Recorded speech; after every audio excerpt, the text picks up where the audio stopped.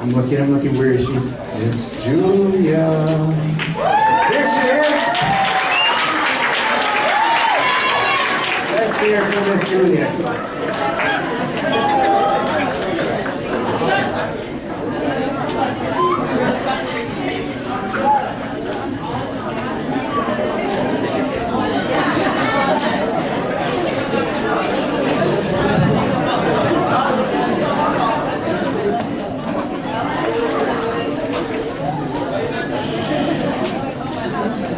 I'm going to recite a poem in Russian, and you can read the translation of this poem. It was written by a very famous Russian poet who lived about 100 years ago, and he was a revolutionary, and he was an artist and a poet. And many people call him the first Russian rapper, just the way his poems sound. Okay.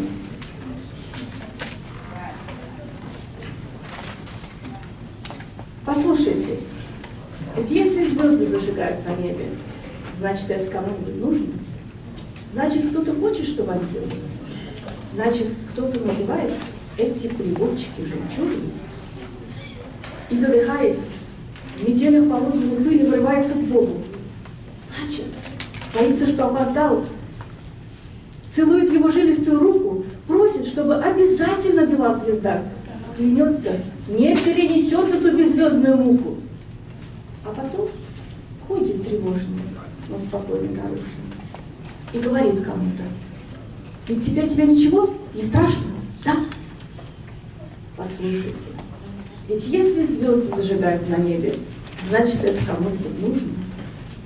Значит, это необходимо, чтобы каждый вечер над крышами загоралась хотя бы одна звезда.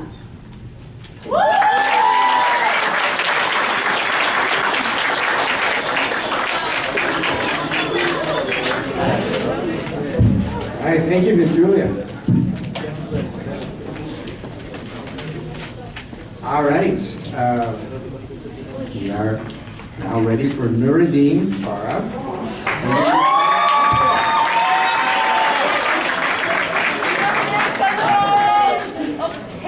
Does the road run uphill all the way? Yes, to the very end. Will the day's journey take the whole long day? From morning to night, my friend. But will there be a bit? Does the road run uphill all the way? Yes, to the very end. Wow.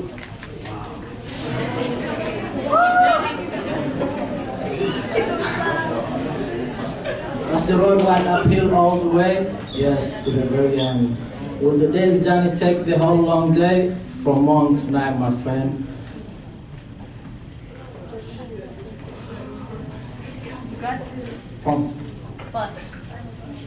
But will there be for the night a resting place?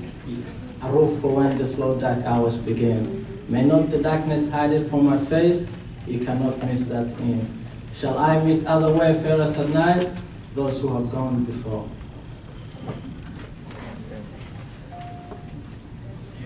Shall I find comfort, travel slow? Shall I find comfort, travel slow and weak? Of labor you shall find the sun. Will there be beds for me and all who seek? Yeah, beds for all who seek.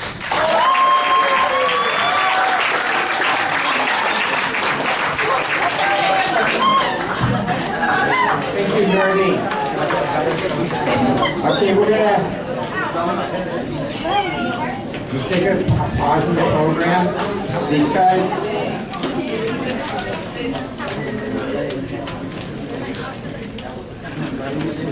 all right, maybe I'm going to have Ms. Lindsay come up in a minute and explain how the contest works, because when people are reciting poems, they're being judged on several different aspects. So I'll have Ms. Lindsay come and explain that. And then what's going to happen, how the competition is going to work today, and what happens after today for the future competition. Ms. Lindsay?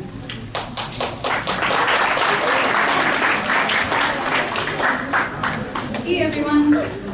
So Poetry Out Loud, I don't know when it started at Lincoln International High School. All I know is when I started last year, Mr. Monty's like, "You're doing this, Miss Lindsay," and I'm like, "Okay, yeah, sure, I'll do it."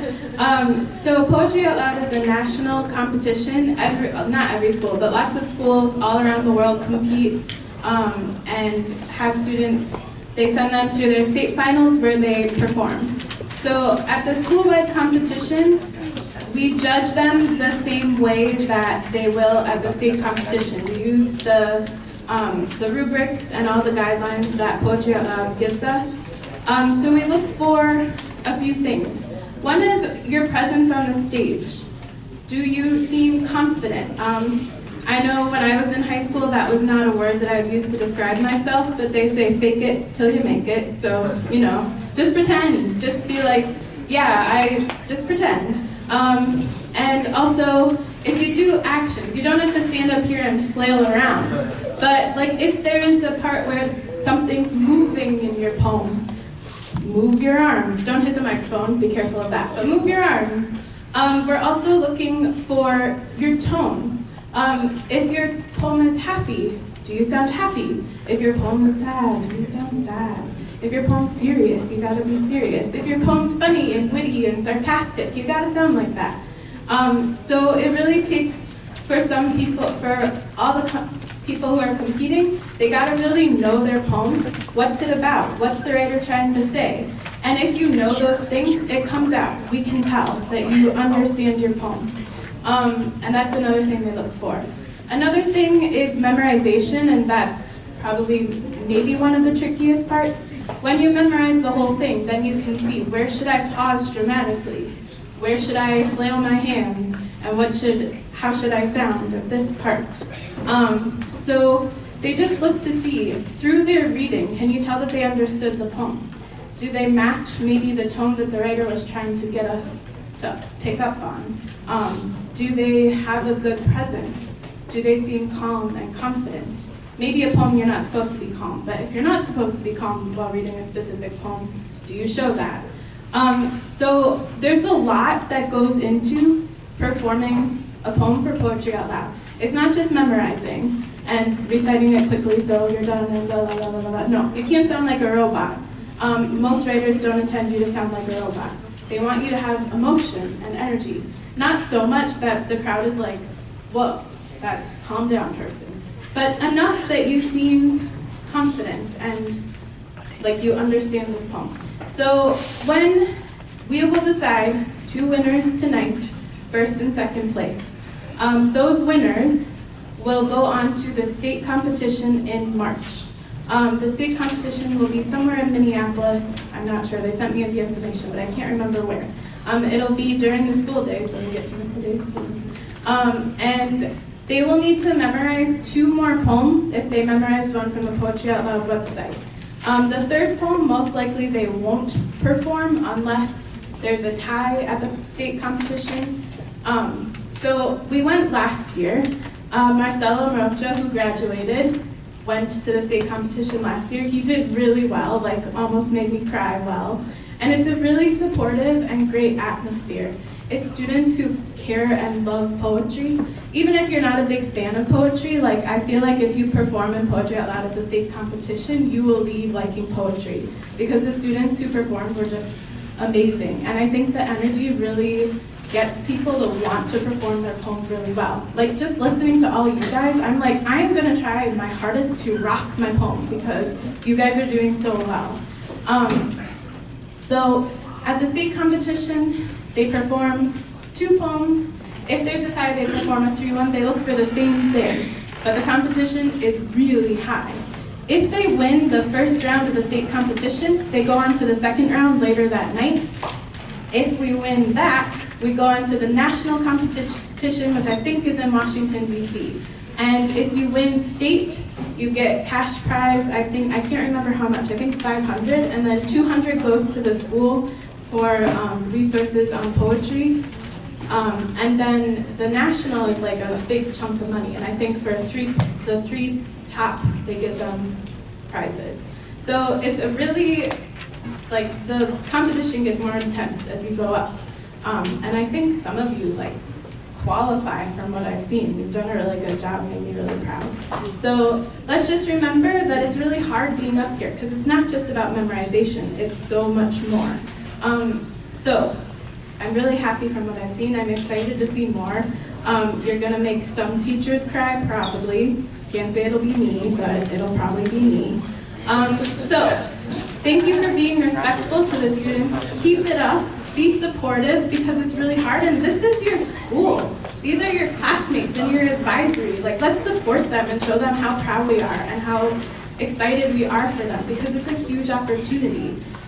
If they do really well, they'll go on to the nationals and we'll be recognized in the United States. People will know us. We'll basically be famous.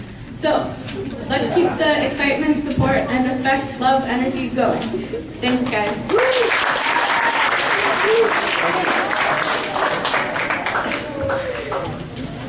All right, before we move on, I'm just noticing how nicely this stage is decorated. So, could we have a crew of students here working hard to set this up? Could you please stand up so we can acknowledge you?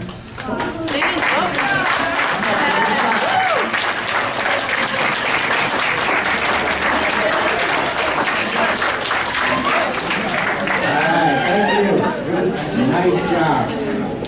Now we are going to resume the competition, and our next contestant is none other than Amina Area.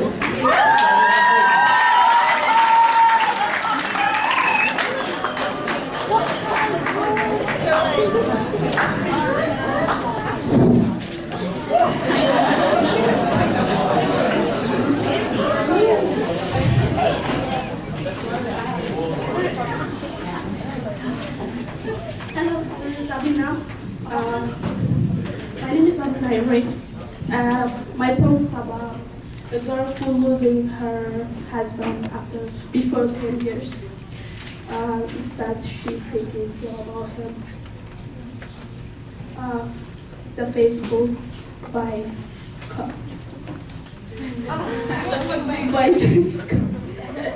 Jenny Cooper. Once you say joking slyly, if I'm killed, I'll come to hand your sound bed.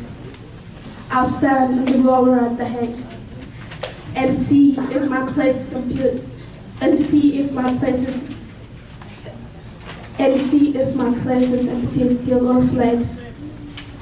What was it with me in the early darkness before the first bird twittering? A shell dissolving in a tree, and steady as I feel a drafty house.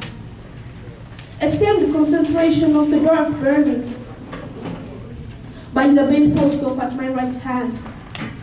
Wait to my left, that's nobody's plan.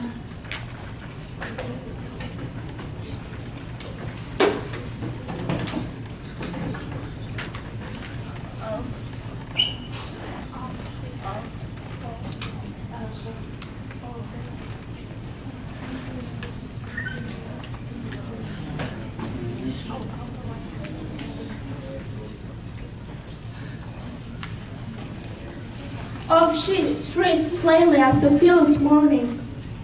All day I have been sick and restless this evening. Great with all the light on. I started out only to sit down.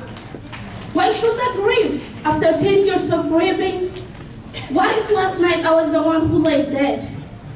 Well, the dead burned beside me, trampling with the patient pity at my belongingless life and shaking,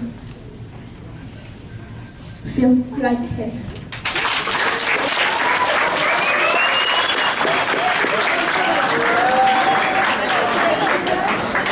All right, thank you, Amina. All right, next, we have another teacher coming up. And for this, I'm going to really have to adjust the mic. Is it in French? Mr. Sam.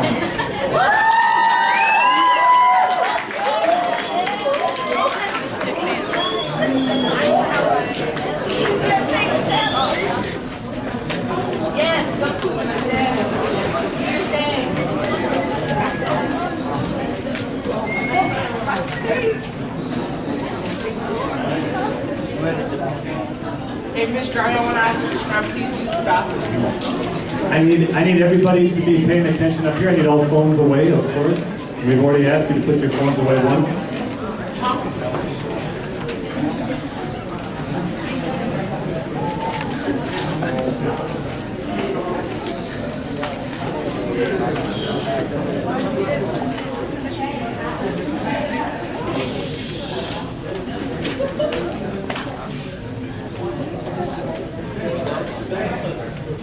We're hoping to have a pleasant and enjoyable last day of school, but if we have to apply consequences, we will. Okay, the expectation has been stated several times now.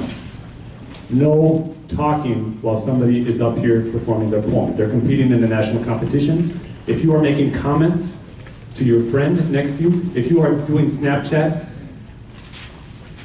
if you are taking a phone call while somebody is up here performing, you are interfering with their chants. You are distracting them. You are causing them to have trouble remembering their poem. And we're not going to put up with it.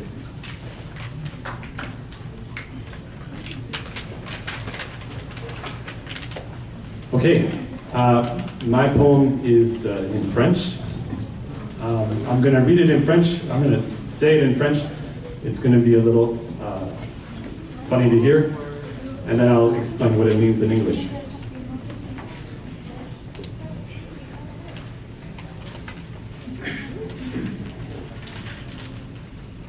La MAH00628 par Paul Eluard.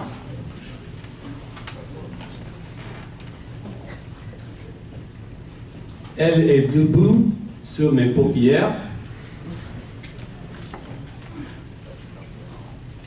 et ses cheveux sont dans les miens. Elle a le fond de mes mains et la couleur de mes yeux. Elle s'engloutit dans mon ombre comme une pierre sur le ciel.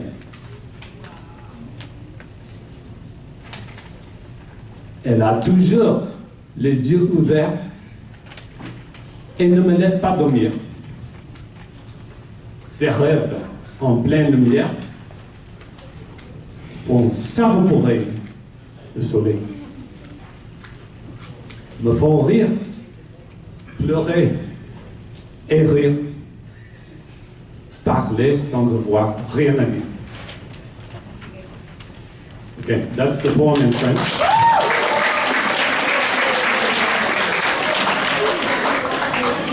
It's a short poem. I'm sorry I can't do a longer poem like some amazing student contestants here are doing very long poems. But that was difficult for me. But what it just means, do you want the translation?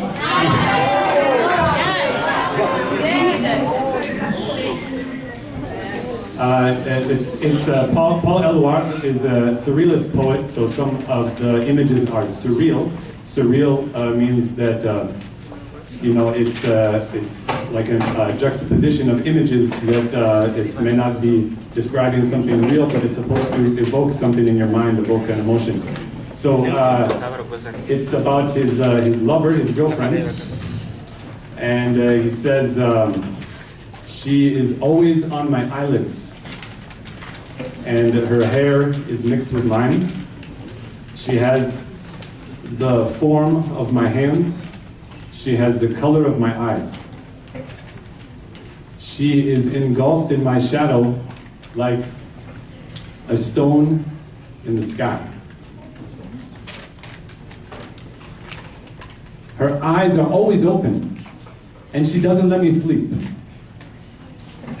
Her dreams in broad daylight evaporate the sun. It makes me laugh and cry and laugh again. It makes me talk without anything to say. So that's the translation. And thank you for your kind attention during that. I expect, of course, the best of our students all the time. So I expect you to pay careful attention to the rest of the contestants. Are we ready for the next person? Yes.